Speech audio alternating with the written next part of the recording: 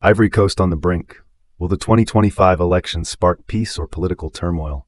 With the 2025 election approaching, Ivory Coast is seeing political parties and leaders jockeying for influence and power, raising both hopes and concerns for the nation's stability.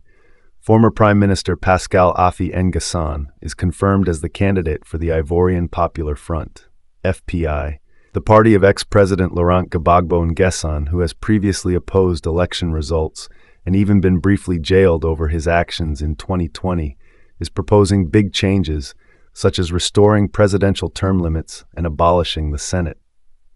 These proposals are aimed at shaking up Ivory Coast's political structure, where President Alassane Ouattara controversially secured a third term in 2020, bypassing the usual two-term limit by amending the constitution. N'Gassan won't be the only influential figure in the race.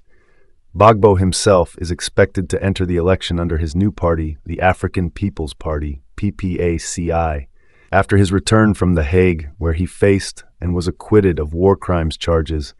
Gbagbo's potential candidacy has added intensity to the opposition's call for more democratic reforms, especially with demands for a transparent extended voter registration process to ensure fair participation. Meanwhile, civil society groups and opposition coalitions are pressuring the government and the Independent Electoral Commission, IEC, for a fair election. They argue that more time is needed to update the electoral roll, calling for an extension to mid-2025, instead of the current plan to close registration in October 2024. This issue highlights deep-seated worries about voter disenfranchisement and the risk of a rushed, disputed election process, which could threaten the country's stability. The prospect of Ouattara running again remains uncertain but contentious. Many believe that if he seeks a fourth term, it could deepen political divisions and provoke unrest. However, there are also signs that it might land toward dialogue, with reports suggesting that he and Gbagbo might meet for talks aimed at easing tensions. If Ouattara, Gbagbo, and other political figures can agree on electoral reforms, there is hope for a peaceful election that could foster trust among Ivorian citizens.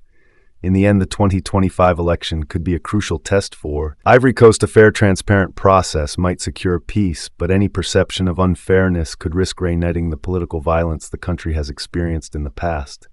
This is Freedom Square News. Thank you for watching. Don't forget to like, subscribe, and leave a comment. See you next time. Freedom Square.